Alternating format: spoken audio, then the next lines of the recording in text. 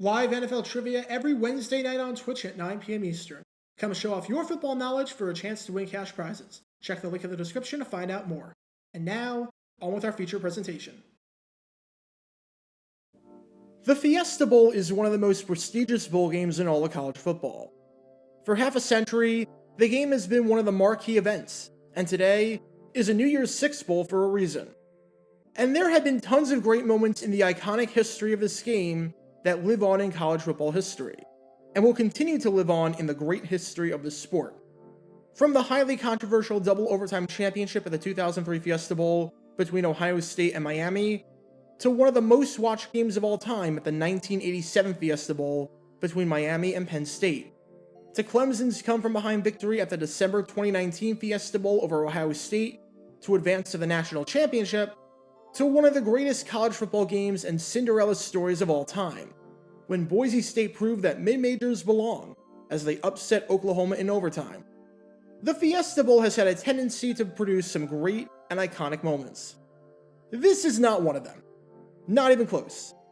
Because the team you're watching right now is the 1975 Nebraska Cornhuskers, and they were involved in an incident that was, quite frankly, one of the most bizarre and stupidest moments in the history of the game.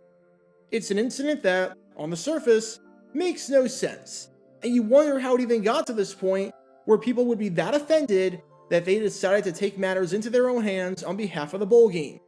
And it's an incident that makes you wonder just what the heck people were thinking, what was going through their mind, and what on earth they were trying to accomplish. It's an incident that has somewhat been lost throughout history more than half a century later, but we're bringing it back into the public mind today because it's just that ridiculous.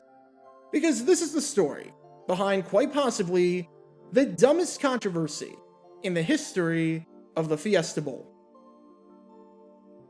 Before I talk about the actual incident in question involving Nebraska and their involvement with this bowl game, we need some context to understand what the original plan was for the bowl, how Nebraska was doing, and how Nebraska tied into this game. The year is 1975, and quite simply put, Nebraska is one of the best teams in all of college football. We're 10 games into the season, and the Cornhuskers find themselves sitting pretty with a perfect 10-0 record. They've been one of the best teams in the nation since the start of the season, when they were ranked 7th in the preseason poll, and they've only risen in the rankings every week since then, beating up on non-conference and conference opponents thanks to an amazing offense and a suffocating defense. Offensively, the Cornhuskers were averaging over 34 points per game through 10 games, which at the time was the number one average in the nation.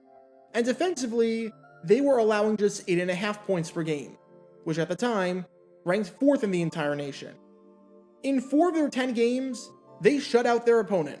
So when you're pitching a shutout 40% of the time, that's awfully good.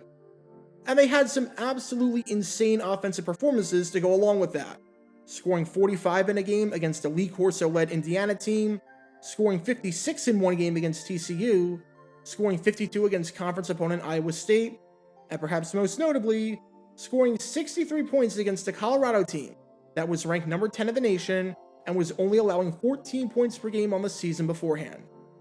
Nebraska was 2-0 against ranked opponents, and they won both of those games rather convincingly, defeating a number 10 ranked Colorado team 63-21, and a number 12 ranked Missouri team on the road in front of a national television audience on ABC 30-7. And after their most recent game, which was that 52-0 shutout victory against Iowa State, they were ranked number 2 in the AP poll, receiving 11 first-place votes, and only trailing an undefeated Ohio State team out of the Big Ten for that number 1 spot. A championship was still very much at play, and if they won out, then it was extremely likely that they would at minimum have a share of the national championship. However, their next game was their biggest and toughest one yet, because to close out the regular season, they had to go on the road into Norman and take on the Oklahoma Sooners. Barry Switzer's team was one of the best in the nation, and they entered this game with a 9-1 record, a perfect 5-0 record against ranked opponents, and one of the best running backs and players in the country, an eventual first-round pick and former Heisman finalist Joe Washington. And aside from the fact that this game was big for Nebraska in order to keep their undefeated season alive, and because this was their best opponent yet, this game was huge for the simple reason that this game was going to decide the Big 8 Conference. If Nebraska was going to win the conference for the first time ever under the legendary head coach Tom Osborne, and for the first time since 1972, then they needed to win or tie this game. Nebraska was 6-0 in the conference, and Oklahoma was 5-1. So if Nebraska lost this game, then even though they would be tied for first with the Sooners would take the number 1 spot in the conference via the head-to-head tiebreaker. In other words, this was maybe the biggest game of the entire regular season in college football, and was one of the biggest regular season games in the long and storied history of Nebraska football. It set up a perfectly clean and straightforward scenario. The winner takes first in the conference, and the loser takes second. And that's where the Fiesta Bowl comes into the equation. The winner of the Big 8 Conference got an automatic bid to the Orange Bowl, as was tradition. And obviously, both Oklahoma and Nebraska, regardless of the outcome of this game, were good enough and were big enough to play in a bowl game. The Fiesta Bowl automatically invited the champion of the Western Athletic Conference, but the opponent that the WAC champion played, whoever that may be, was an at-large. So the Fiesta Bowl had a somewhat genius idea to alleviate the pressure off the teams who might be unsure of what bowl they'd be playing in if they lost this game. They went to Oklahoma and Nebraska before the game, and said that if they wanted and agreed, as the second place team in the conference, the Fiesta Bowl would take the loser of this game. No questions asked. The winner gets an Orange Bowl spot, and the loser gets a Fiesta Bowl spot. Simple, straightforward, and easy, especially since the Sugar Bowl, somewhat surprisingly and controversially, rejected the loser of this game to invite Penn State instead. And on paper, this was a done deal. The loser of this game was going to play in the Fiesta Bowl. Oklahoma agreed to this. The Big 8 thought it was a good idea after the surprising news out of New Orleans in the Sugar Bowl, and that was the plan. Except, Nebraska didn't like it. Now, it had nothing to do with the Fiesta Bowl, and it was not on the bowl or the state of Arizona by any means. It's the fact that Nebraska controlled its own destiny, and the only way they'd be playing in the Fiesta Bowl was if they lost this game against Oklahoma. And the Cornhuskers didn't even want to think about that as a possibility. Why worry about that contingency? In Nebraska's eyes, we're dead set on winning this game. We're dead set on taking the Orange Bowl spot to play for a shot at the national championship. And we don't even want to think about having to go to Arizona.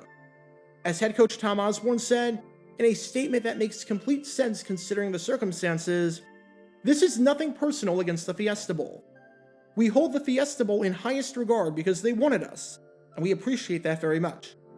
It's just that all the players wanted to put all their eggs in one basket, and that's defeating Oklahoma. Now, by no means was this an easy decision that the players came to.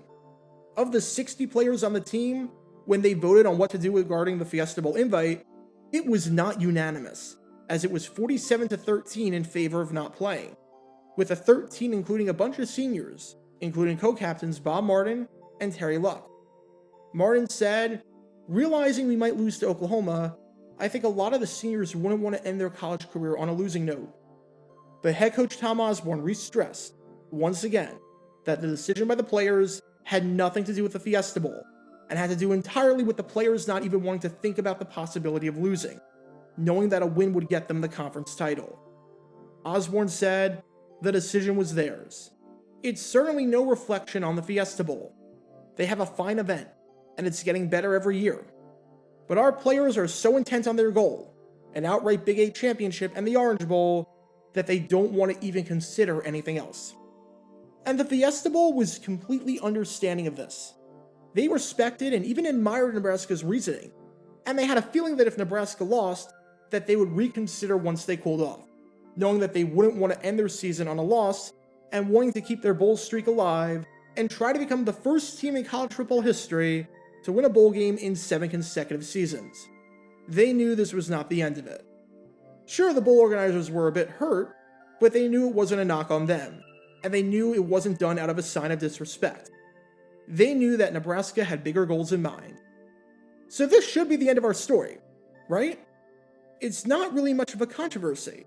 Nebraska wasn't focused on losing and didn't want to think about playing in a bowl game that they'd only be playing in with a loss. Except for the fact that some people, for some reason, decided to take matters into their own hands and punish Nebraska for doing this. Some people, acting as fans of the Fiesta Bowl and advocates of the game, and feeling so insulted that Nebraska dare insult the great state of Arizona, decided that it would be a good idea to mail Nebraska a whole bunch of frozen chickens. Seriously, I'm not making that up. Frozen chickens. The ringleader in all of this was Harold Lee, the Phoenix Justice of the Peace, who has had somewhat of a crazy past himself, having been convicted of 3 felonies, including conspiracy and illegal control of an enterprise. But Lee, along with 30 other people, decided that they would take matters into their own hands and shame Nebraska for choosing not to accept the Fiesta Bowl's original offer. And with that, calling themselves fans of the Fiesta Bowl, they sent a rather large package of frozen chickens to the Nebraska campus. From all accounts, it didn't seem to be 1 or 2. It was upwards of 11 large Cornish hens. As Lee said, it was an act done out of frustration, which seems like the understatement of the century. But the Fiesta Bowl officials, the actual ones, not the fans of the Fiesta Bowl, were not happy about this at all. They were furious that this group of fans were identifying themselves under their bowl game, were pulling this ridiculous stunt, were making the bowl game lose credibility, and were even hurting Nebraska's chances of eventually accepting the bowl bid if they lost. Again, Nebraska never outright denied the Fiesta Bowl. They only denied the invitation because they were focused on beating Oklahoma and didn't want to think about losing. But they made it very clear that if they did lose, they would reconsider. And now, Nebraska was admitting that they might not go to the game because of this stunt, even if they lost, saying, "I don't think that helped any." And the Fiesta Bowl, upon hearing about this, was disgusted. As George Isbell, the president of the Fiesta Bowl, and John Reed, the executive director of the game, said in a telegram, "The Fiesta Bowl Board of Directors wants the University of Nebraska and its fine football team to know that it deplores the actions of a group of tasteless, unthinking individuals who sent a package and a message to the Cornhuskers. It is particularly disturbing to the Fiesta Bowl that these individuals profess to be Fiesta Bowl supporters. We categorically reject any support of that kind. We can assure Nebraska that this action in no way represents the feelings of the 350 volunteers and 3,000 members who have worked so hard to make the Fiesta Bowl the major attraction that it has become in just 5 years. The Fiesta Bowl holds Nebraska in the highest regard and commends its football team for thinking only of victory in Saturday's Oklahoma game.